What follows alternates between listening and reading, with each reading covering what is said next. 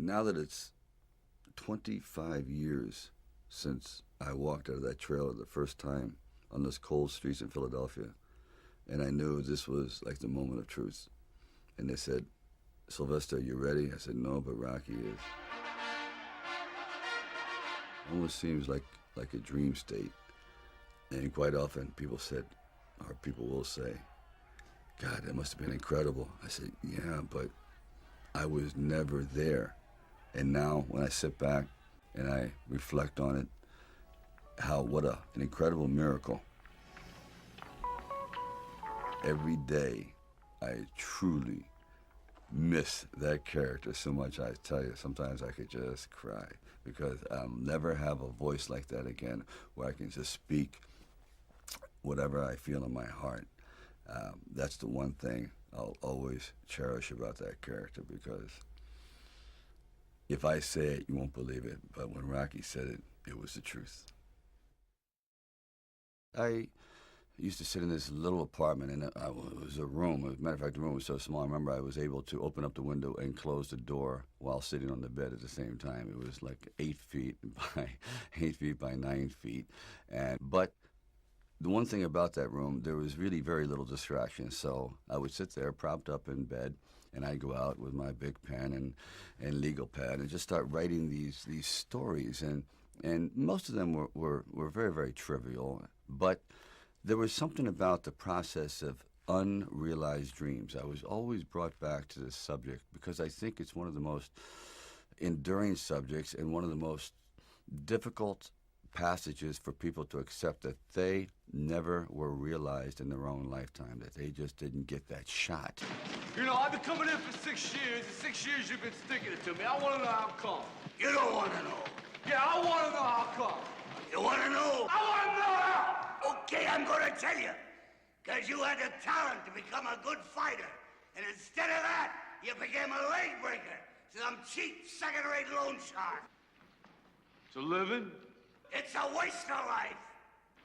The more I thought about this kind of street-like character that just is totally misrepresented by the way he looks physically. Just the way he walks down the street was enough to say people, oh, dismiss him. He's kind of looks like a bully or looks like a dark kind of character. And I thought, you know, that's an interesting character because they're always unrealized. Well, that festered in my mind for quite a while, and then eventually, after Lords of Flatbush, I decided it was a time to come to California. So I went to California, and I moved in the Valley, and things weren't going very, very well there. As a matter of fact, I had to go out and try to sell my dog because it was either do that or he just was not going to be very well fed around the house.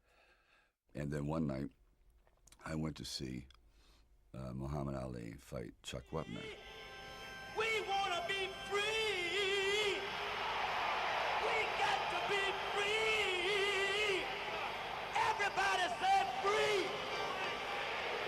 Wepner not concerned with the left jab at all. He just takes the... And what I saw was pretty extraordinary. I saw a man they called the Bayonne Bleeder who didn't have a chance at all against, you know, the greatest fighting machine, supposedly, that ever lived. Body back and slips a punch to his left. Oh! A vicious shot to the rib of Muhammad Ali, and what a surprise! Chuck Wepner gets to the body. And for one brief moment, this supposed stumblebum turned out to be magnificent in the fact that he lasted and knocked the champion down. I said, boy, if this isn't a metaphor for life. His entire life crystallized at that moment. He will be remembered for all eternity, at least among the fight fans. He did something extraordinary. I said, now that is probably what I need as a catalyst for an idea. A man who's going to stand up to life and take one shot and maybe go the distance. So I started to write. And it was one of those writing frenzies. And 3 days later, I came up with the script of Rocky. Now, the script by no means was a finished piece of material. It was probably about 90 pages, and maybe 10% of it remained in the final script, but it was done. Originally in Rocky, the film was very, very dark because filmed at that time, the anti-hero was, I guess, the favored kind of character of the day. And I pretty much wrote the original one to be like that. The character was very dark. As a matter of fact, he throws the fight at the very end, and Mickey himself turns out to be this very angry, racist man, and the reason actually Rocky throws the fight because he didn't want to be involved in this kind of world. He said, you know, I'd rather be who I was and to just have all this hatred around me and so on. I remember showing it to my wife. She goes, "Oh, I don't like it. Rocky seems so nasty, so this, so that." Because I had made him very, very street-like and unrepentant. You know, he didn't have the kind of attitude that eventually he ended up with. So I went back and rewrote and rewrote and rewrote. I first met Bob Chardoff and Irwin Winkler, and I believe I was there on a casting call. So we're talking a little bit, and I guess I really wasn't right for the acting part. And on the way out, I said, "Oh, I don't know if it matters, but I do a little bit of writing." He goes, "Really?" I said, "Yeah, I'm writing this story. I have this thing about wrestlers, and I might do something about boxing." Well, he says, "Well, bring it around." And I thought, if I hadn't stopped on the way out, you know, that's why I tell all actors or writers, don't give up. Keep talking. Eventually, you might hit a nerve somewhere, and they go, come on back. And if they didn't say, come on back, or bring it later and let's see what you've developed, I wouldn't be sitting here. So I have to give incredible credit to their insight and their patience, and they're willing to take a chance, which it doesn't exist much anymore, unfortunately.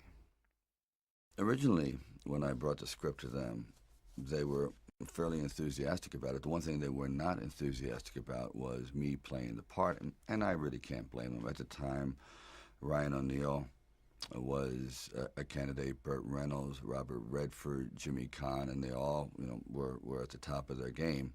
And so I could see it, but there was something inside of me that you know, this opportunity is never going to come around. And I really wasn't used to money, and I had no idea of what I would be missing. But the temptation started to come forward. At first it was $25 grand, then $100,000. I go, well, I never heard of $100,000 because I had like $106 in the bank, and like I said, I had to sell my dog, and things were not looking very, very good. My $40 car had just blown up, so I was taking a bus to work, but still, it didn't matter. I wanted to stick with it. Then it went up to $150,000, $175,000, it went up to $250,000. Now my head was starting to spin. And it went up to $330,000, and probably I heard it went up to $360,000, and I thought, all right, you know, you've really managed poverty very well. You've got this down to a science. You really don't need much to live on. I had like sort of figured it out, so I was not in any way used to the good life. So I thought, you know what? If I know in the back of my mind, if I sell the script and it does very, very well, I'm going to jump off a building. And if I'm not in it, there's no doubt about it. I'm going to leap in front of a train. I'm going to be very, very upset.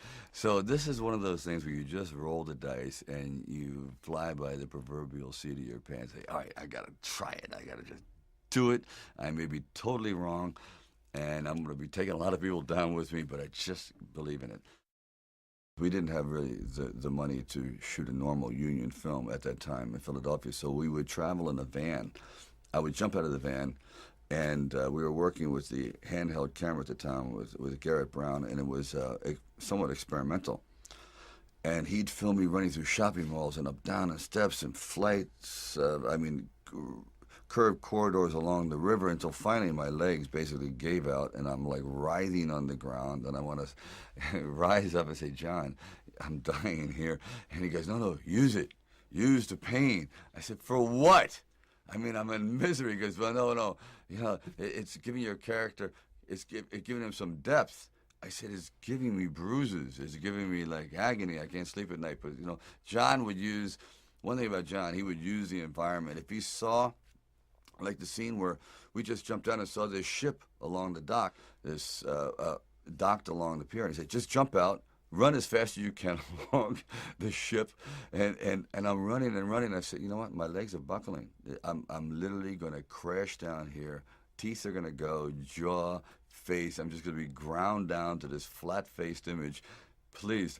And I just barely made it. Because John he would have me run and jump park benches and down streets, and people are throwing things at me. Like when I had the orange thrown at me, and these people had no idea who I was.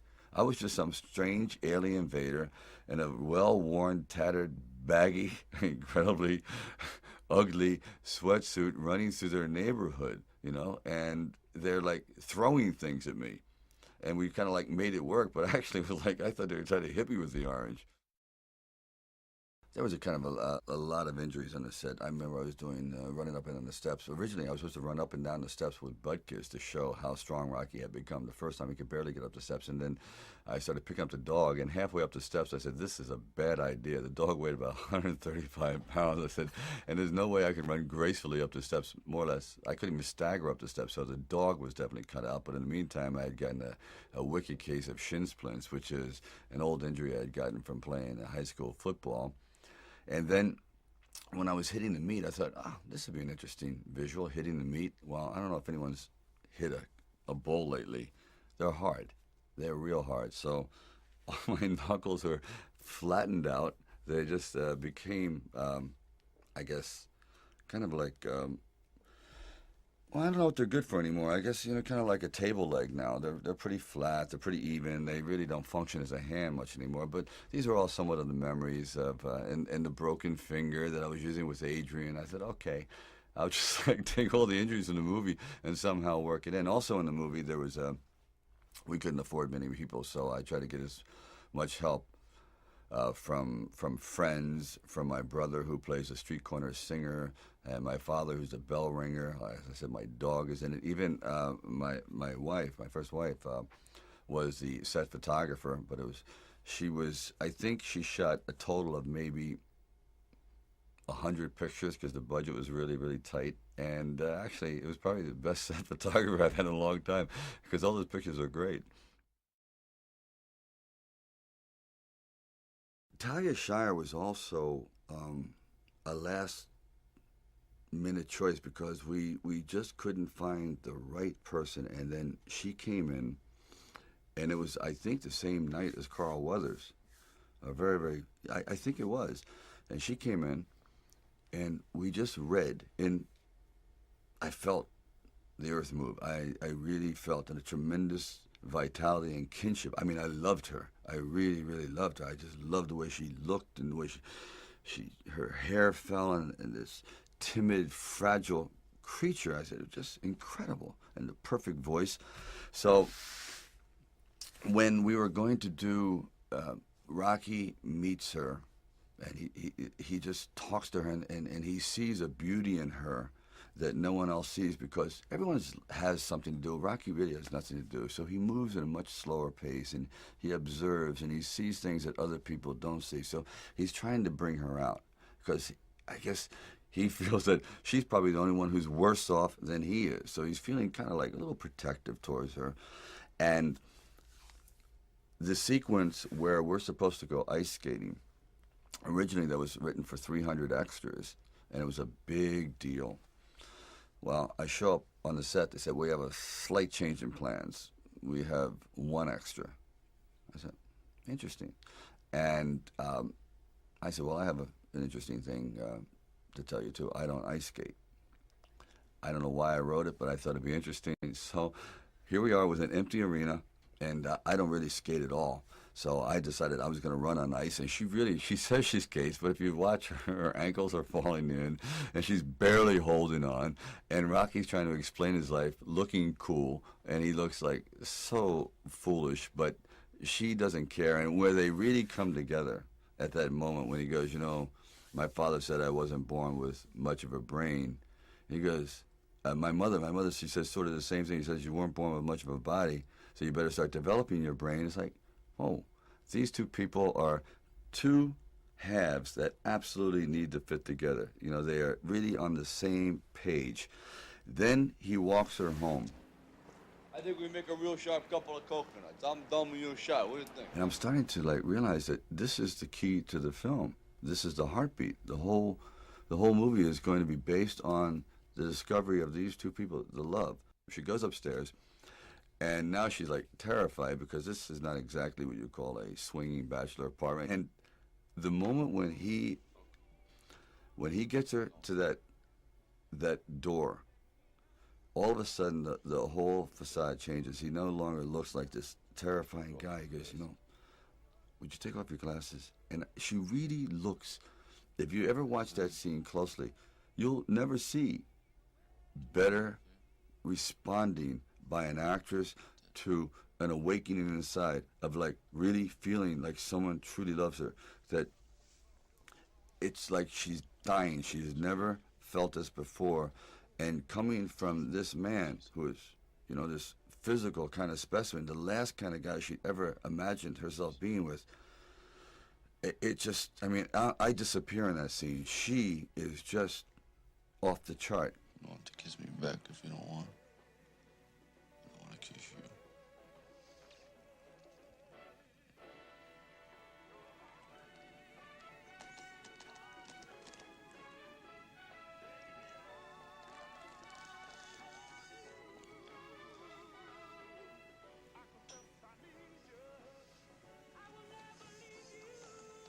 And I knew, I said, as soon as I kiss her, I'm going to be in a hospital bed. But it's okay. I knew I was going to have it. He's like, here comes the flu. And anyway, I come together and I kiss her and we go down to the floor. I don't know if I could ever have a scene that had more love that I'll ever do in it. And even though I got the cold, I'm over it, Talia. It's okay.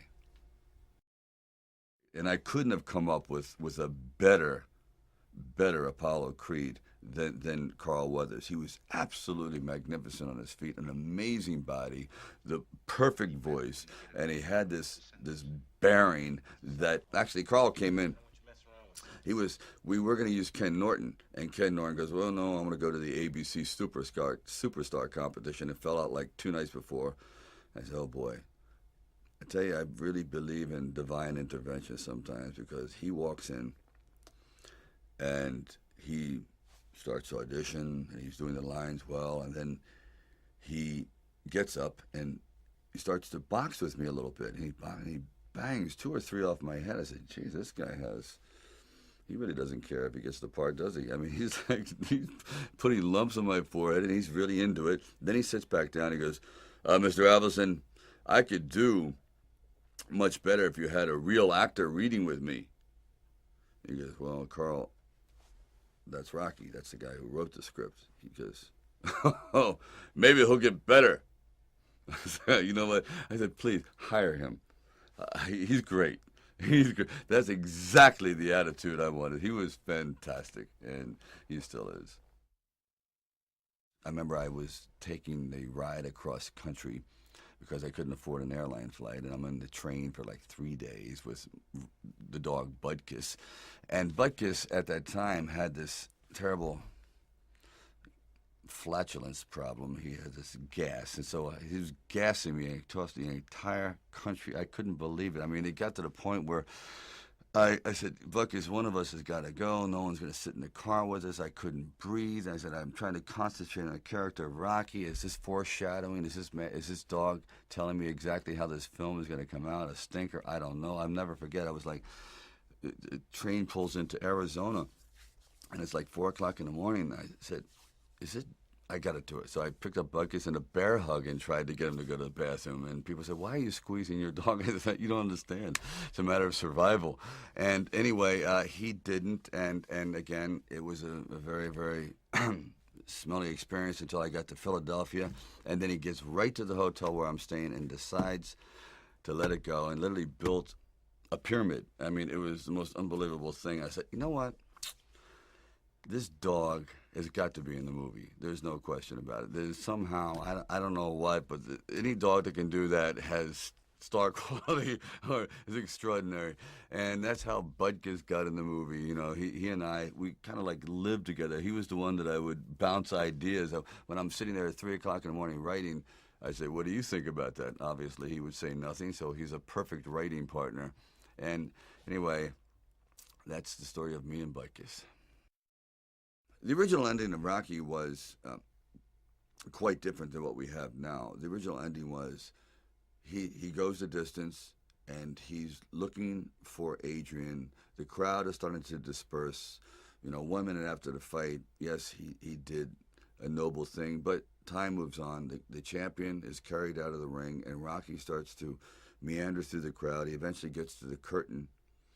He pulls back the curtain at the back of the arena and sees Adrian, and she gives him a slight hug, and he picks up this small pennant like a flag, and hand in hand they start to walk back to the locker room. There's no one talking to him anymore. There's just trash strewn everywhere, and they just see these two solitary figures moving off into the distance, off into being anonymous forevermore. But they just had that moment, and all he could think about was how much he loved her and just getting back to his life again, the real life. And it just didn't seem very, very satisfying. So after we had done that, and that was the poster shot, we thought, boy, wouldn't it be interesting to catch a man's moment, a man's life at the quintessential seminal moment.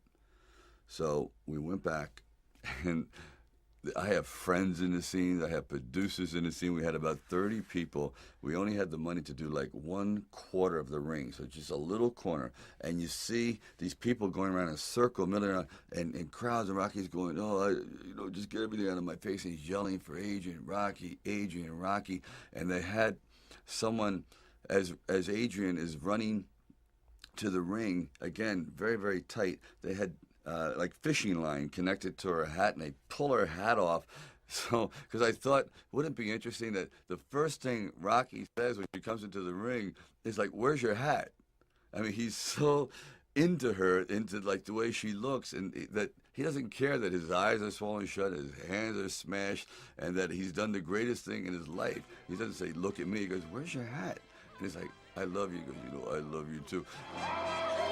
Yeah, I mean, the visual's working, the sound is working, the body movements are all coming together at this absolute peak. And right there, when I embrace her, I was sitting with John Avildsen, and we froze right on the single frame when he is looking elated, and he has her in his arms, and it's just this look of ecstasy. And the next frame, it went like, it just deflated. I said, there it is. From that moment on, it's all downhill. I mean, how we all hit this absolute maximum of elation and celebration, and that can only be sustained for just an infinitesimal moment in time. And if you can you imagine how great it would be just to freeze on that moment? And that's how we froze Rocky. That the original Rocky, he went out at the height. His life will never be more rewarding or more important or more valid than that second.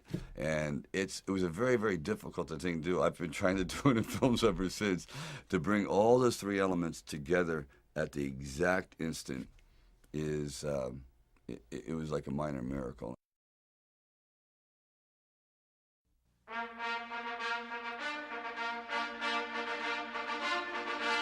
Rocky, I had no idea was ever going to have this sort of response. I just thought it was some nice footage, because by the time the movie had done, it was probably about $950,000. It was very, very inexpensive. Many times we had just one take, and that was it. So when the screenings around Hollywood at the time were getting this unusual response, that people were actually reacting to the fight as though the fight were happening, I thought, wow, they're really invested in these characters. And I was starting to get phone calls from very, very celebrated people around town. I said, wow, this could be it. This actually is going to work. Now, you understand, because I really had no true confidence in it, because I had no film history, no real film knowledge. I was just working from, I guess, instinct, and I was not a filmmaker, and really not as a writer, nothing had ever been produced before, so I didn't know if my writing really worked. Then finally, it was being shown at the Directors Guild, and this was going to be the test. And there was about 900 people invited, and it was a packed crowd, and the movie was playing terribly. my mother was sitting next to me, and the laughs weren't coming where they're supposed to, and the fight itself seemed to be listless, the response was, and I sat there as everyone filed out of the theater, and I couldn't believe it. I said, Ma, I really blew it. It was all like, I don't know, it was nice while it lasted, but I guess when you get down and you show it to the big boys, they're just not buying it. Anyway, I sat there and literally there was no one left in the theater because I was humiliated and saddened by the whole thing. And even, I walked her out, and I was walking down the steps, and there's 3 flights down, first flight, second flight, and then by the time I turned for the 3rd flight, the entire audience was down there. There was 900 people waiting, and they started to applaud, and I mean truly applaud. And I said, how could you doubt me, Mom? I'm shocked. And it's like, I just completely came apart. And so there'll never be a moment like that ever. I mean, I truly was over. I said, this is it. I'm just going to, go back home, take my dog, and go back into, trying to eke out a living. And they were all there. And they responded in a way. It's like, I don't know if that's the way they did things in Hollywood, but they saved it up, and I'll never get over that moment. I just looked at all these people, and they were applauding. And it's been all downhill since. Rocky never expected to win. Never. He knew it. He was that much of a realist. And I admired the character for that, because so often I had gone to fight films or sporting films. Yes, we're going to go out there, we're going to knock him out, you're going to win. I said, no, because I'm not going to win. I'm going to get destroyed. But if I can just be lucid, if I can still be standing on my feet, you know what? Then life isn't so bad. And I think, again, symbolically, at the very end of our lives, if we can still say, we were never humbled, we were knocked down, but we got up, and I can say, I lived life with integrity, and I took all the blows, as the song says, and I still prevailed. I think that's a good epitaph for anyone, and that's what I tried to capture in this film. But more importantly, I also realized that you can't be alone. To really succeed, no man really is an island. And it took the love of a woman that no one else loved. It took even the befriending of her brother, who no one could understand, but they gelled together. And Rocky brought this whole group, and with Burgess Meredith, and together they were like individual pieces. But together they made a whole entity, a whole person. And I think, personally speaking, that's happened to me too. When you find the right components in your life, the right people that gel with you, then you feel as though you're invincible. It may be a fallacy, but you at least feel as though you can take all that life has to dish out. Okay, watch this now. Muhammad Ali and Chuck Wepner. Watch Wepner with his right hand where he hits Ali, right by the heart. Just watch for the punch. There's the left hand that sends him back. Now watch this punch. Bang! And it caught Ali by total surprise. Watch it again. Watch it again. Bang! He catches him. Ali turned. It cut him just by the rib cage, right next to the heart. That gets